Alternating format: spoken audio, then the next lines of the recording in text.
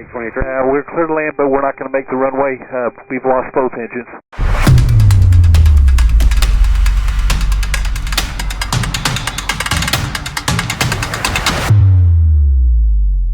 On February 9th, 2024, a Bombardier Challenger 604 was approaching Naples Municipal Airport in Florida.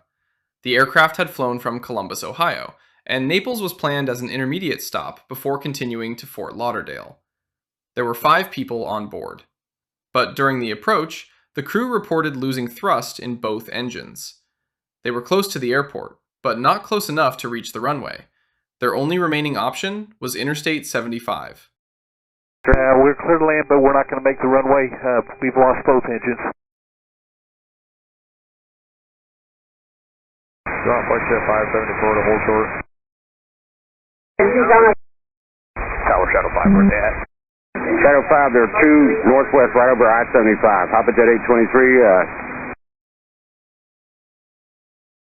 Everybody stand by. There's an alert 3 in progress. Everybody stand by. Tower Shadow 5, rescue helicopter, request to go to the scene. Shadow 5, proceed direct as requested. Interstate 574, Naples Tower, runway 23, turn right heading 270. Clear for takeoff. Inflection 574. Departure heading is 270, clear for takeoff runway 23. Naples Tower 71 Foxtrot Charlie, we've been orbiting out here to the east, wait instructions. 71 Foxtrot Charlie, you can continue inbound for Midfield left down. What you just saw was the end of a very short emergency. But the crash video alone does not explain why this crew was forced onto a highway in the first place. At first glance, it looks like an emergency landing that went wrong. But the NTSB report points to a much deeper question. Why did both engines stop producing usable thrust at nearly the same time when the aircraft was already low on approach?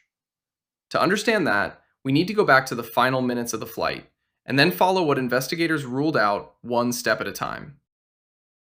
Now that you've seen the video, let's slow it down and look at what actually happened.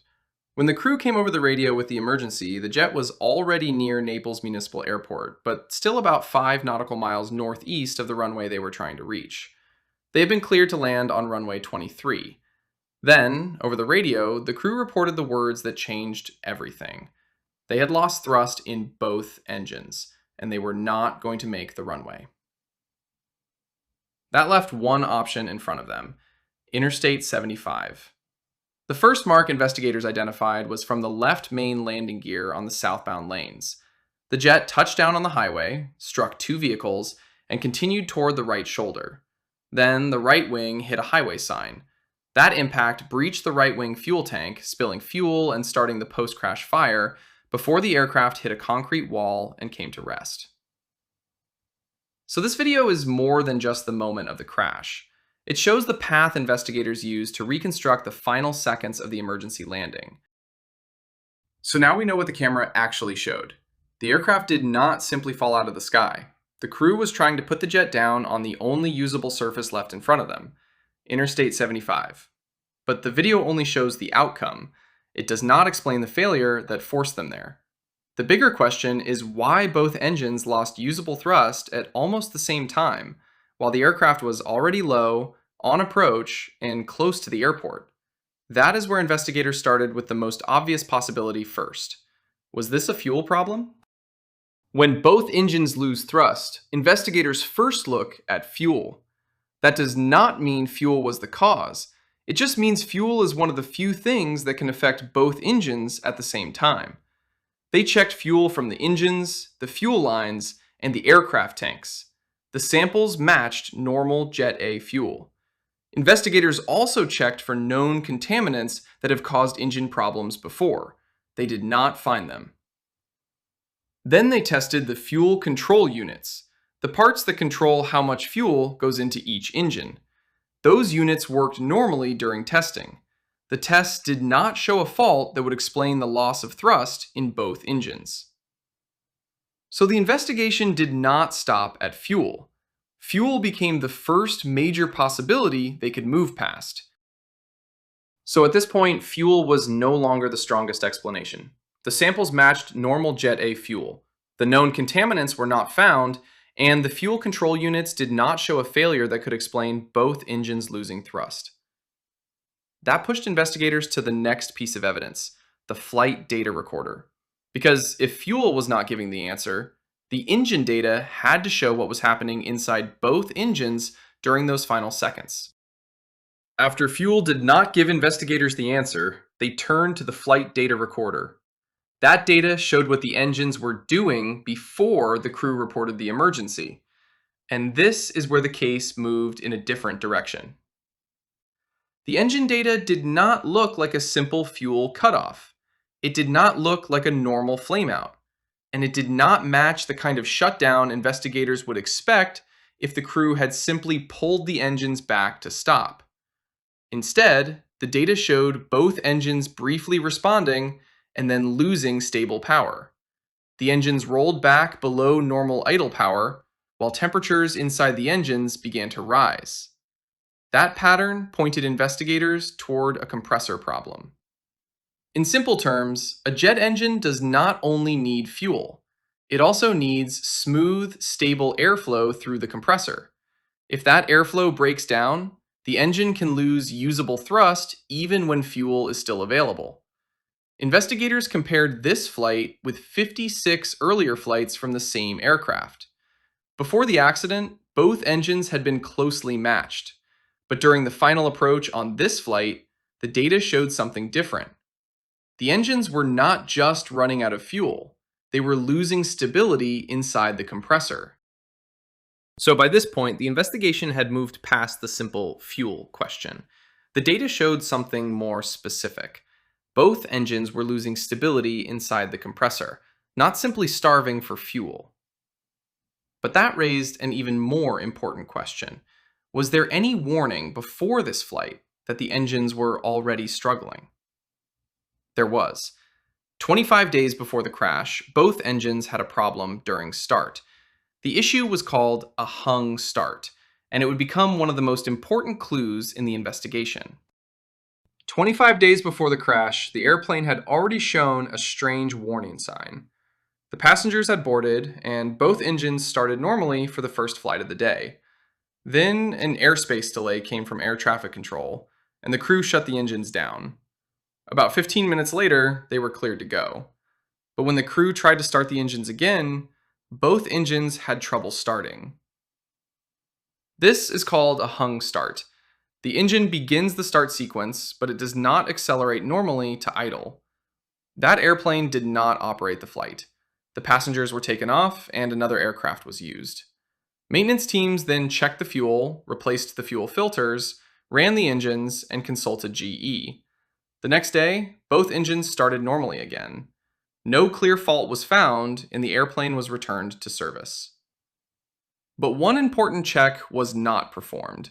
Maintenance Practice 68, the functional check of the variable geometry system.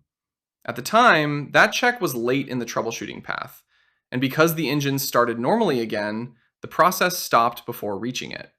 For the next 25 days, the airplane flew without any other notable engine issue in the records. But after the crash, those hung starts no longer looked like a random starting problem. They looked like the first visible sign of a deeper compressor problem. This is why the hung start history matters. At the time, the engine started normally again, so the problem could look temporary. The airplane went back into service, and nothing in the records showed another obvious engine issue before the accident flight. But after the crash, that earlier event looked different. Both engines had already shown a starting problem, and the variable geometry system check that could have looked deeper was not reached. So the next part of the investigation had to answer one question. What was happening inside the compressor hardware itself? After the wreckage was examined, both engines were sent to GE for a deeper teardown. Investigators were not looking for guesses anymore. They were looking for what the hardware could prove. The engines did not show a simple, catastrophic internal failure, so the focus moved to the variable geometry system inside the compressor. This system helps control airflow by changing the position of stator vanes inside the engine. Those vanes have to move correctly, especially during start, idle, and low power operation. and in both engines, investigators found a problem. There was corrosion inside the high-pressure compressor case. The most important area was around the Stage 5 variable geometry section. The corrosion affected how the variable geometry hardware moved.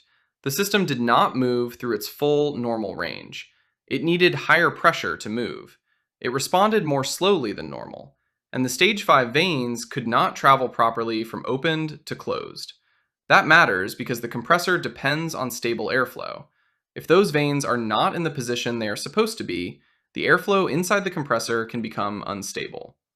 This connected the earlier hung starts to the accident flight. The same hidden problem that could make an engine struggle during start could also reduce compressor stability at low power on approach. At this point, the investigation was no longer looking at fuel as the main answer. It was looking at a hidden mechanical problem inside both engines. So this is the key turn in the investigation. The engines were not destroyed by one obvious internal failure, and the evidence did not keep pointing back to fuel.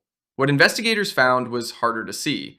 Corrosion inside both engines around the variable geometry hardware, in the part of the compressor that helps control airflow.